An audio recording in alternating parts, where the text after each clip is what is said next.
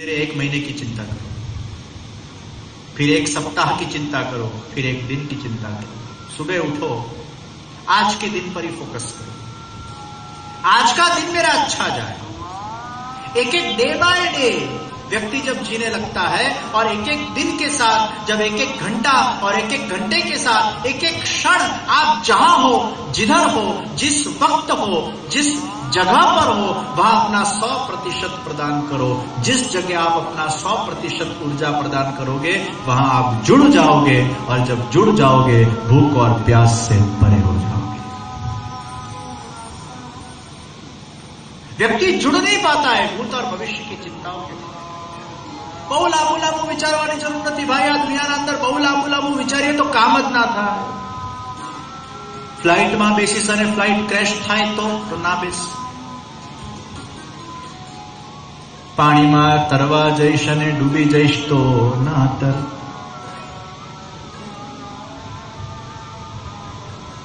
आटला बधा प्लानिंगो करूं मोटा मोटा काले मरी गयो तो ना कर। अरे सगाई थई अने परणता पहला पहुंची गयो तो ना कर। नेगेटिव थॉट्स का तो कोई जोड़ ही नहीं है। व्यक्ति को वर्तमान में रहना चाहिए। एक बार एक जादूगर था, और ये जादूगर बादशाह के महल के अंदर गया। बादशाह ने कहा जादू बता। जादूगर ने सोचा कोई ऐसा जादू बचाऊं कि बादशाह प्रभावित हो जाए। उसने बादशाह के मुकुट को गायब कर दिया और बादशाह मुकुट बिना का हो गया। बादशाह क्रोधायमान हुआ और जादूगर को मृत्युदंड की सजा की। जादूगर हंसता रहा, प्रसन्न रहा। 7 दिन है तेरे पास और 7 दिन के बाद तेरी मौत हो जाएगी। जेल के अंदर गया, कारावास में गया। 6 दिन परिपूर्ण हो चुके हैं, लेकिन खुश, प्रसन्न। जरा भी चिंता नहीं है कि 7 दिन के बाद मैं लटक जाने वाला हूं, मैंने अपराध किया। खुश। उसकी पत्नी आई। पत्नी चीख चीख कर रोने लगी, अरे तुम 7 दिन के बाद मर जाने वाले हो, खुश? जादूगर ने कहा मैं बहुत खुश, अभी 7वां दिन आने तो दो। पत्नी बोली अभी चुटकी बजाकर 1 दिन पूरा हो जाता है, अभी तुम निश्चिंत बैठे हो, कुछ करो कुछ करो कुछ करो। गुजराती में बहुत सरस बोले, देवासे एम पड़शे, कि पड़शे एम देवासे, पड़शे एम देवासे, देखा जाएगा। 7वां दिन आया और वो बादशाह की एक परंपरा थी कि फांसी पे लटकाने से पूर्व वो पूछता था बता तेरी रजा क्या है। और उसमें एक नियम था, वो रजा में ऐसा नहीं कह सकते कि मुझे फांसी नहीं दो, नहीं तो फिर उसका अर्थ क्या रहा। उसके अलावा अगर कुछ मांगना हो तो मांगो। तो जादूगर बहुत फूट फूट कर रोने लगा। बादशाह हंसते हंसते कहने लगा अब आया ऊंट पहाड़ के नीचे। अरे मेरे मुकुट को तूने गायब कर दिया, तेरी इतनी मजाल, तेरी इतनी हिम्मत, कोई दूसरा जादू दिखाता। तूने बहुत बड़ा अपराध किया है, अब सजा तुझे भुगतनी पड़ेगी, अब रो रहा। महाराज मैं इसलिए नहीं रो रहा कि मेरी मौत सामने है। अरे मौत का मुझे कोई डर नहीं है, मैं इसलिए रो रहा हूं कि मैंने एक घोड़ा पाल कर रखा था और पिछले 1 साल से मैं उसको उड़ाने की चेष्टा कर रहा हूं और आधा उड़ता भी है। 2 साल का मुझे वक्त चाहिए। अगर 2 साल के अंदर वो घोड़ा उड़ता हो जाए तो ये विश्व के अंदर एक बहुत बड़ा इन्वेंशन हो जाएगा कि एक जादूगर ने घोड़े को उड़ता कर दिया। राजा के मन में लोभ प्रकट हुआ कि क्या घोड़ा भी कभी उड़ सकता है। जादूगर ने कहा मैं उड़ा के बता दूं, अगर मैं आपके मुकुट को गायब कर सकता हूं तो घोड़ा को उड़ा क्यों नहीं सकता, पर मुझे 1 साल चाहिए। चल तुझे 1 साल बख्शिश में दिए, और अगर महाराज आप मुझे 1 साल देते हो तो वो घोड़ा उड़ाकर मैं आपको भेंट कर दूंगा। राजा को लोभ जगा कि उड़ता घोड़ा अगर मुझे भेंट में मिल जाए तो पूरे विश्व में कोई राजा ऐसे नहीं होंगे जिसके पास उड़ता घोड़ा होगा। दौड़ता दौड़ता जादूगर अपने घर पर गया, पत्नी से कहने लगा, छूट क्या गया। पत्नी खुश खुश। जादूगर बोला, पता है मैंने क्या कहानी बनाई? उड़ते घोड़े की कहानी बनाई। उसका मतलब 1 साल रिहाई पर छुटा, 1 साल के बाद मौत आएगी। पत्नी वापिस रोने लगी। 1 साल की देर है, अरे समझ ना समझ। अभी से रोने लगी क्योंकि उसने सोच लिया 1 साल के बाद तो तुम मर ही जाओगे। ऐसा मानने की जरूरत है कि 1 साल के बाद मैं मरने वाला हूं। एक दिन मेरे पास था और मैं बच गया, वो क्षण का मैंने उपयोग कर लिया। कहीं ना कहीं भगवान ने मुझे बुद्धि दे दी। अरे 1 साल तो बहुत लंबा होता है। पत्नी कहती है 1 साल चुटकी में निकल जाता है। जादूगर कहता है थोड़ा धैर्य रख। अगर हमारी जान होगी, अगर हमारी लाइफ होगी, अगर हमारे पास जीवन होगा, दुनिया का कोई भी इंसान हमारा कुछ बिगाड़ नहीं सकता। अगर भगवान के 10 हाथ हमारे ऊपर होंगे, वो समय को भी भगवान बदल सकता है। 1 साल के बाद ऐसा होगा। अभी से कुछ मूर्ख लोग ऐसे होते हैं जो बहुत आगे का सोच लेते हैं। शुरुआत के अंदर कोई अगर अच्छा अवसर आपको मिले, अच्छी तक आपको मिले, कोई बिजनेस अपॉर्चुनिटी आपको मिले और आपके साथ अगर नेगोशिएशन होता हो, तो कई मूर्ख लोग ऐसे होते हैं जो बहुत लंबा सोच लेते हैं, रिजल्ट तक पहुंच जाते हैं। बहुत लंबा सोचने के अंदर कई बार आगे नहीं बढ़ते हैं, वहीं अवसर चला जाता है, तक चली जाती है, अपॉर्चुनिटी गोस। આમાં તો પાટીદારના જેમ કામ કરવું પડે ભાઈ। વિચારી વિચારીને કામ ના થાય, પહેલા કરી નાખવાનું પછી વિચારવાનું ભાઈ। એ પટેલો की खासियत है। વિચારી વિચારીને કરે રે વાણીઓ કહેવાય એ હારા, અને કરીને વિચારે ને પટેલ કહેવાય। વિચારી વિચારીને પણ કરવું જોઈએ, वो વાણિયા। पाटीदार की एक खासियत है, ये કર્યા પછી विचार। एक बार करी नाखे, एक बार खेड़ी नाखे, एक बार कर देते हैं फिर सोचते हैं। वो तक का उपयोग कर लेते हैं। बहुत लंबा लंबा सोचने के अंदर कभी व्यक्ति नेगेटिव बन जाता है। नेगोशिएशन के अंदर इतना लंबा सोचता है कि आगे ही नहीं बढ़ पाता है, वहीं रह जाता है, तक हाथ में से चली जाती है, अवसर चला जाता है। एक बहुत सफल व्यक्ति थे, अमेरिका के अंदर करोड़पति थे, अब्जोपति थे, और उनको किसी ने पूछा आप इतने सफल कैसे हुए? उसने बहुत अच्छी बात की, जब भी मेरे जीवन के अंदर मुझे अवसर मिला है मैं कूद पड़ा हूं। तो पूछने में आया अवसर अच्छा था, बुरा था, कूदने जैसा था, नहीं कूदने जैसा था, उसका विश्लेषण आपने नहीं किया। अरे ट्रेन 5 मिनट स्टेशन पे रुकती है, चढ़ना हो तो चढ़ जाना चाहिए, नहीं तो ट्रेन चली जाती है। अवसर भी ट्रेन की भांति आती है, 5 मिनट रुकता है, नहीं चढ़े चला जाता है। अवसर को स्वीकार कर लेना चाहिए। जीवन में जब जब अच्छे अवसर मिले, सत्कर्म करने के अवसर मिले, शुभ कर्म करने के अवसर मिले, उसमें अधुना वृत्ति हमणा उसका स्वीकार करो। जो अवसर चूक जाता है सब कुछ चूक जाता है। આપણે ઊંધું કરીએ છીએ, સારું કામ કરવામાં ડિલે કરીએ છીએ અને ખરાબ કામ હમણાં જ। सिगरेट अभी ही पोस्टपोन नहीं होगी, पड़ी की अभी ही पोस्टपोन नहीं होगी, शराब अभी ही पोस्टपोन नहीं होगी, गुस्सा अभी ही पोस्टपोन नहीं होगी। दुनिया के जितने बुरे काम हैं अभी होते हैं और अच्छे काम देखते हैं, सोचते हैं, विचारते हैं। अभी तो बहुत समय बाकी है, अभी तो बहुत टाइम है।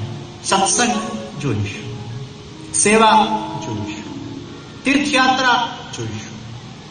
काल काल काल काल करते उसका काल आ जाता है, अवसर चला जाता है, आज चली जाती है। इसलिए कहा गया आज नो लाहवो लीजिए रे, काल कोणे दीठी छे। आज नो लाहवो लीजिए रे, काल कोणे दीठी छे। आज नो लाहवो लीजिए रे, काल कोणे दीठी छे। आज नो लाहवो लीजिए रे काल कोणे दीजिए। आज का महत्व है, वर्तमान क्षण का महत्व है।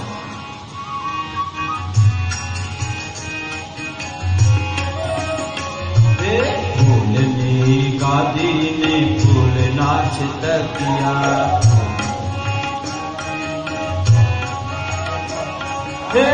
फूलनी गादी ने फूल नाच किया, फूलनी गादी ने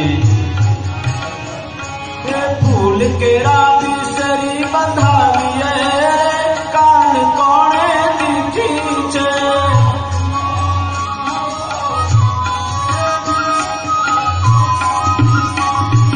हर के श्री गोवर्धन नाथ जी रे कान कोणे दीजिए।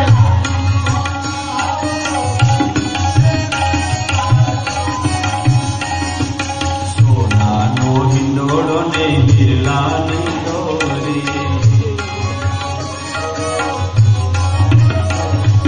सोना नो हिरलो हिरला निंदोरी, सोना नो हिंडोड़ो हर के गोवर्धन नाथ जी रे काल कोणे दीजिए। आज नोला दीजिए रे काल कोणे दीजिए। आज नोला दीजिए रे काल कोणे दीजिए।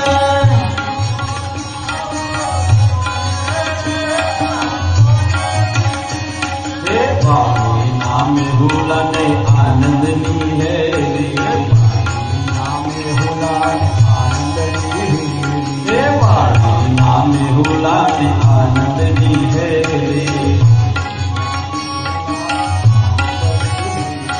सुख मासर बिचरिए काल कोणे दीजिए।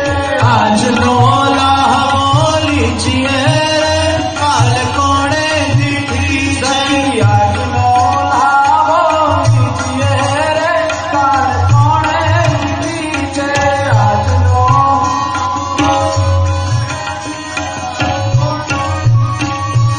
वल्लभना स्वामी ने रसिक शिरोमणि, वल्लभना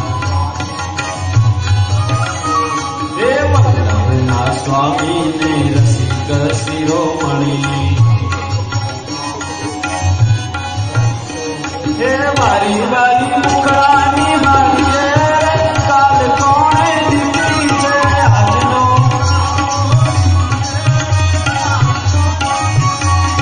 हर के श्री गोवर्धन नाथ जी रे काल कोणे दीजिए।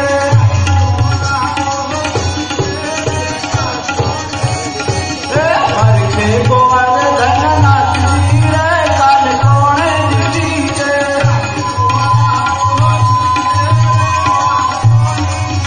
सखी आज नो, सखी आज नो, सखी आज नो लाओ लीजिए रे काल कोणे दीजिए।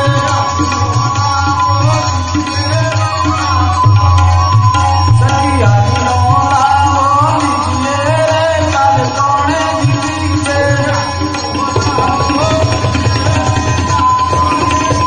सखी आज नो लाओ लीजिए रे काल कोणे दीजिए।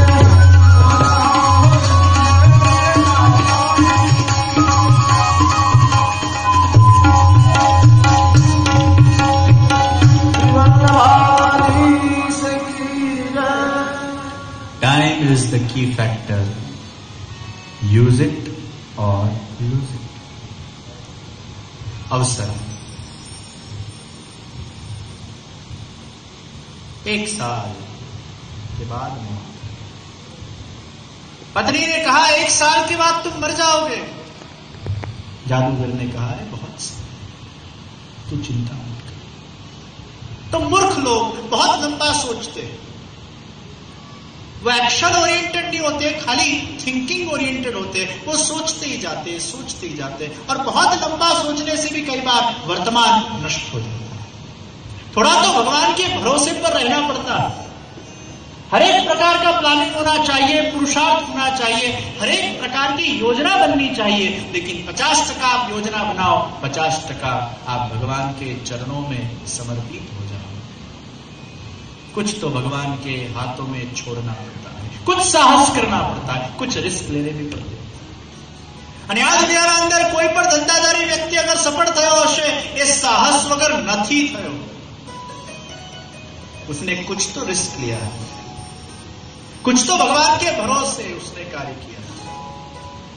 बहुत लंबा सोचने से अवसर चला जाता है, तक छुट्टी जाए। तो पत्नी निराश हुई क्योंकि वो भविष्य में रहने वाली थी। भविष्य की बहुत चिंता मत करो, चिंतन करो, वर्तमान में जियो, भूतकाल को अनुभव के रूप में लो। आप जहां जिस वक्त जैसी स्थिति के अंदर हो उसमें आप आनंद लीजिए, उसका स्वीकार कीजिए। अपनी कंपैरिजन अपने से नीचे वर्ग के जो लोग हैं उनके साथ कीजिए, अपनी कंपैरिजन अपने से जो ऊंचे वर्ग के लोग हैं उनके साथ मत कीजिए। 6 महीने हुए, राजा मर गया। 9 महीने हुए, घोड़ा मर गया। न रहेगा बास न बजेगी बांसुरी। जादूगर ने कहा, देखो राजा भी गया, घोड़ा भी गया, अब चिंता करेगी। हम व्यर्थ चिंता करते हैं, कई बार अपने भविष्य का अनुमान नहीं कर पाते हैं, क्या होने वाला है। वो जब आएगा तब देखा जाएगा। 7वें दिन मौत आने वाली है परीक्षित राजा को। कोई फिक्र नहीं, कोई चिंता नहीं। भूख प्यास से परे होकर राजा परीक्षित वर्तमान का सदुपयोग कर रहे हैं, अवसर का सदुपयोग कर रहे हैं। उनका चित्त भगवान के अंदर लग गया है, और जब हमारा चित्त कहीं लग जाता है हम सब कुछ भूल जाते हैं। एक जगह एकाग्रित होने के लिए आपको दूसरे सभी जगह पर से अपने मन को निकालना पड़ता है। आप जरा सोचिए, आपने अपने मन को कितनी जगह के ऊपर लगा के रखा है, लेकिन आप जहां हो वहां 100% दीजिए। इसलिए आज के व्यस्त युग के अंदर quantity of time is not important, quality of time is important. आज व्यक्ति व्यस्त हो गया है, परिवार को समय नहीं दे पाता है, बच्चों को समय नहीं दे पाता है, अपने जॉब में व्यस्त, अपने धंधे में व्यस्त, अपने कंपटीशन में व्यस्त, अपनी प्रतिस्पर्धाओं के अंदर व्यस्त। आज का युग व्यस्त युग हो गया है, और व्यस्त युग के अंदर भी अगर व्यक्ति को व्यस्त रहना है तो क्वांटिटी ऑफ टाइम नहीं, quality of time is important. 24 घंटे में से 24 मिनट भी आपके परिवार को दो, लेकिन वो 24 मिनट में एक भी फोन नहीं आना चाहिए, एक भी ऑफिस का विषय नहीं आना चाहिए, एक भी तीसरा विषय नहीं आना चाहिए। वो 24 मिनट पूर्ण रूप से केवल मात्र जहां आप हो वही समर्पित। और आज के जमाने के अंदर सबसे बड़ा डिस्ट्रैक्शन क्या है? WhatsApp, Facebook. પેલો વાત કરતો હતો પાછો ઘડી ઘડી ફોન લેશે, કંઈક ચેક કરશે, કંઈક સ્ક્રોલ કરશે, પણ જબ ભાઈ જબ क्वालिटी टाइम आजकल लोग नहीं दे सकते कोई भी जगह के ऊपर, क्योंकि बार बार उसके मन में कुतूहलता रहती है। व्हाट्सएप पे कुछ आया, फेसबुक पर कुछ आया, इधर कुछ आया, उधर कुछ आया। अगर ये दुनिया के अंदर आपको अपनी एनर्जी को एक जगह के ऊपर अगर स्थापित करना है तो आपको उन समयों के अंदर आपके फोन से अपने आप को दूर करना है, नहीं तो हमारा वेस्टेज ऑफ टाइम होता है, व्यर्थ हमारा समय बर्बाद होता है। आप विचार करो, आजकल के लोगों का समय इतना बर्बाद हो रहा है,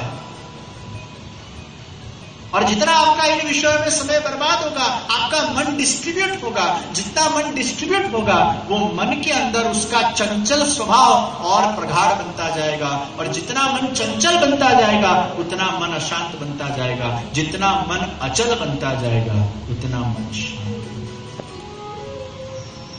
आज के अशांति के ये सब भी एक केंद्र है, ये सब भी एक कारण है। एक समय रखो,